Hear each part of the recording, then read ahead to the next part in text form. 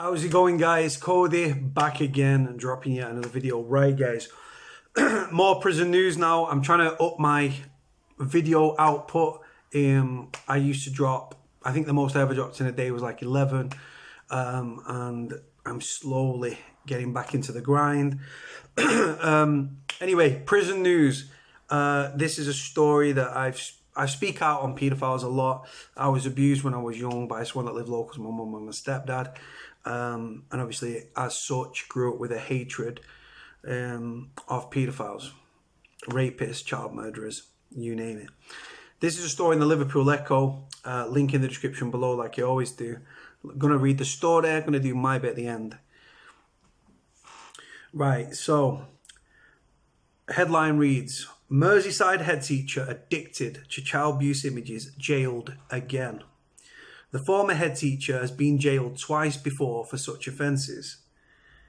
This used to be an headteacher, guys, at a school.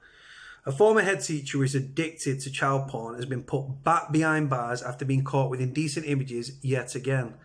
Robert Pearson appeared before Liverpool Crown Court today, where he pleaded guilty to 3 offences of making indecent images, 1 of possessing them, and 1 of breaching a sexual offences prevention order, or an SOPO. Pearson, who was previously the head teacher of Campion Catholic High School in Everton, has been jailed twice before for such offences. The father of 2 was jailed in 2003 for 69 months for making indecent images of children depicting indecent assault, and was disqualified from working with children. He was then released in March of 2006, but again in April of 2011 he was jailed for a further 4 years for distributing indecent images at a time which the court heard that he was addicted to them. Today he was sentenced to 2.5 years imprisonment at Liverpool Crown Court. The 68-year-old was arrested after police raided his flat on the Promenade in Southport on September the 26th of last year, armed with a search warrant. He denied having any indecent images of children, but his laptop and tower computer was seized and forensically examined, said Simon Duncan, who was prosecuting. Pearson, who had been released pending an investigation, was moved back to North Merseyside from the Republic of Ireland after the local community where he was living found out he was a sex offender. Analysis of the equipment only revealed a total of 17 images, including 7 in the most serious category, easy for me to say. 1 of them was a video, but was found to have an installed specialist application which allows images to be deleted without a trace on their removal. Pearson was the subject of a sexual offences prevention order, or an SOPO, at the time, which banned him from using such applications. He also installed Zoom software on his computer, allowing him to participate in video conferences to discuss child abuse images with other paedophiles and swap images. His iPhone was examined, said Mr. Duncan, and while no indecent images were discovered, he installed a private network on it, and he given his address as the Netherlands. When further interviewed, Pearson, formerly of Waterloo, admitted downloading a small amount of images and using the Zoom software, but claimed he had only been an observer in the discussion group and had not exchanged images. Pearson, who was a former acting head teacher of Campion Catholic High School in Everton, which closed in 2007, pleaded guilty to 3 offences of making indecent images, 1 of possessing them, and 1 of breaching the SOPO. Mark Phillips, defending, said that since the time that the sentence, Pearson's wife has died and he is a lonely and isolated individual. He admitted his guilt and was remorseful. Prosecution added that Pearson attended a rehabilitation course, but unfortunately they had the opposite result to that they intended, and kept his mind in the world of child porn, and as such he was not able to move on.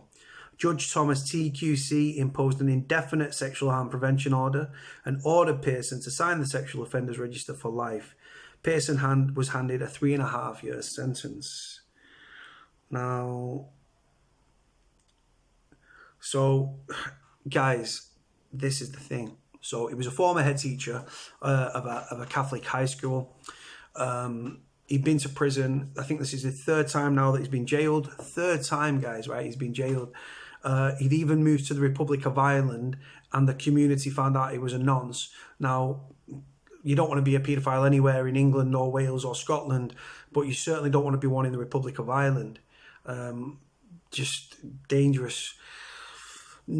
People take mob justice, and rightfully so, even though I've got to be careful what we say on this channel. But yeah, the thing is, right, with these paedophiles, guys, I've said it a million times, right, you cannot rehabilitate them. This is proof. This is an example, right?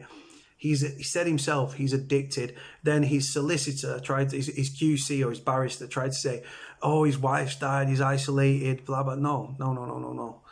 That's just mitigating circumstances. His barrister is trying to fight to say, like, oh, well, look, he's isolated. Play the fucking sympathy card, which obviously is going to fall on deaf ears.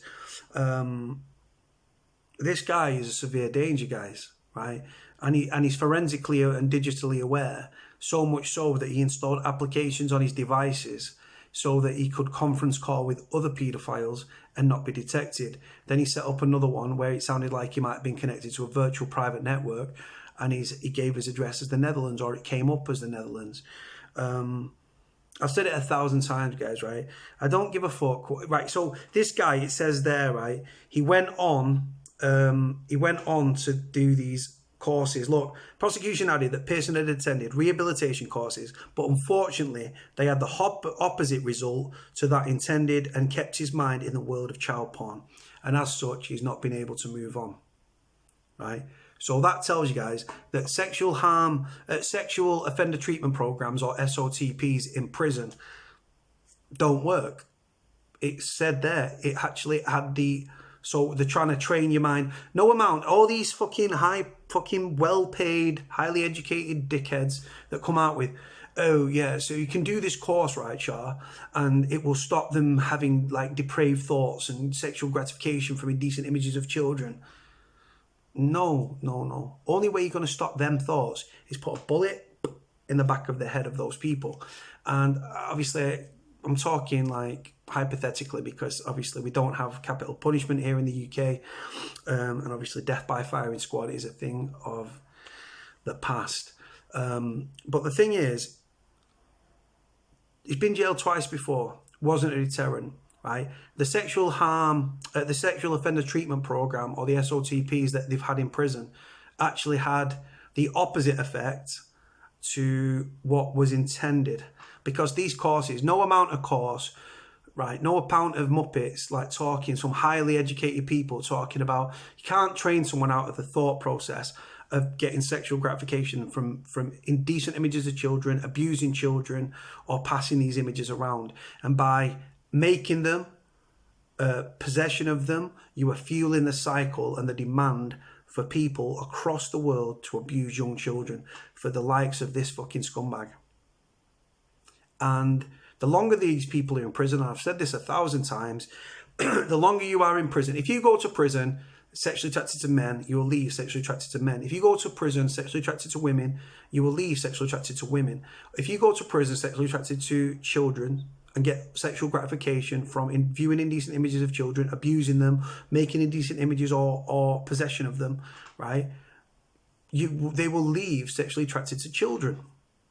It's as simple as that. If you are over the age of 18 and you go to prison, you can buy porn magazines out of your personal cash there'll be a local news agent that supplies the prison, and you put it in on your if you're filling paper canteens in, or if you're doing it on the kiosk, right, and you can apply to buy these items, right, and then they'll come to the prison, the money will come out of your cash, they'll be delivered, they'll get slid under your door, have your prison name on, prison number and your name slid under your door, or it'll be kept in the office, and then you go down and you get it, and then you've got it, right? But the thing is, these porn magazines for 18-year-olds plus, they're not going to do anything for a paedophile. They're not going to get sexual gratifications for paedophile. Paedophile gets off on children. Women his age, women 18 plus, don't do anything for these people. Could have a bird, stunning girl, tits done, lips done, spread eagle on a couch, spread eagle in their cell, and it's not going to do nothing for them. It's children that get these people off, and you cannot rehabilitate a sex offender. I genuinely don't believe that. And this guy, so 1 strike, 2 strikes, 3 strikes, he's He's going to continue to seek out these images, right? You've got to think, right? Say you go to prison, right? One of the first things, if you ask most prisoners, right, what they want to do when they leave prison, right, they want to have sex, right? It's as simple as that. So when a paedophile that's like being, unless they've had a mobile phone in prison and have had access to indecent images of children, right, which are obviously illegal and banned and fucking abhorrent and disgusting, vile people, right? And they can't view these images. When they get out and they're placed in a bail hostel or they go back home, right? They inevitably, whilst they've been in prison, them sexual urges, they've not had sex, they've been going on to these sexual offender treatment programs or SOTPs, and they're listening. They're sat there in a room, right? Because I've covered this before for a vlog. They sit in this room and apparently have this hot chair or something, and they get hammered with questions and stuff. And other paedophiles, and I covered this the other day, right? Other paedophiles were actually getting aroused by listening to other paedophiles. Obviously, you don't just have paedophiles in these groups, right? But paedophiles were getting off listening to other paedophiles talking about their crimes. Sat there like that. Oh, I can imagine that. Just it actually made offending worse for these people. There was a vlog I covered in the last week, and it said something like, "I've never had so many sexual deviant thoughts." And it was two paedophiles that were interviewed from prison, sex offenders that were interviewed via the prison phone in prison with the BBC for a radio program, right? And I'll try and find the radio program. I'll bring it to you if I can get it. And these people saying, yeah, it made me worse. It made me relapse. I was thinking more about it, right? And then they get out these people, they seek out these images, and they get the sexual gratification. This man here is 68 years old. He's going to continue to reoffend until he dies. Why should he be allowed out of prison, guys? Right? You've got kids in prison that were IPP'd off, right? In prison for the public's protection, right? And they're locked up. Many of them are years over tariff. A lot of them are self-harming and seeking suicide as a way out. Locked in prison, left in prison to rot. Paedophiles like this, 3 times this guy's been jailed, guys.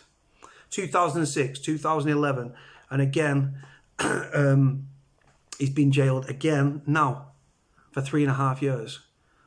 Where's the deterrent, guys? Where is the deterrent? There is none. There is none, guys. And even though I've seen so many of these paedophile hunters where they set up stings to catch people, I actively watch these videos on YouTube, right? Amongst many other things that I watch on YouTube. And I've seen it where the same paedophile has been caught by the same group 2 or 3 times, because in their head, it's a mental illness. I believe paedophilia is a mental illness. And just like a lot of mental health issues, I don't think that can be, you can't eradicate them. And for me, there is no medication to cure paedophilia, right? Like I've said, a 1 foot rope off a 6 foot drop. These people, chemical castration, physical castration, you can't reoffend if you, but again, chemical castration. It's not, I know there was trials over here in the UK. I've not heard much since. I think I covered it for a vlog. I don't know how America treats with paedophiles and stuff like that. But the facts are, this 68-year-old man has been in prison 3 times now. He's a former head teacher, guys, right? How long has he had this vested interest in children? Because it's always, I don't think it just starts. I think there's an underlying thing, and then it creeps up, and then they act on them. And, but he even moved to Ireland and had to move back because mob justice would have seen him dead. And they moved him back to Merseyside, and then he moved to Southport. I've got family in Southport. I spent a lot of my childhood in Southport. Still got family down there. But another depraved paedophile, guys, off the streets. But for how long the sentences is not. If you look at other offences, guys, right, where I was in prison with a guy, right, who got done for tax evasion to the tune of millions of pounds worth of cigarettes, right? He got 9 years, right? Tax evasion, 9 years. Paedophile, 4 years. I think he got 36 months, and then now he's got 3.5 years. Whereas there's no, the sentence doesn't reflect the severity of the offence, in my opinion. When it comes to paedophiles, they should lock them up and literally throw away the key. Same with rapists, same with child murderers. I'm going to leave it there, guys. I've rambled on for long enough. I'm still getting a bit rusty at doing these, but you see where I'm going with it. Let me know what you think in the comments comment section even. Let me know what you think. Like, comment, subscribe. Cody out.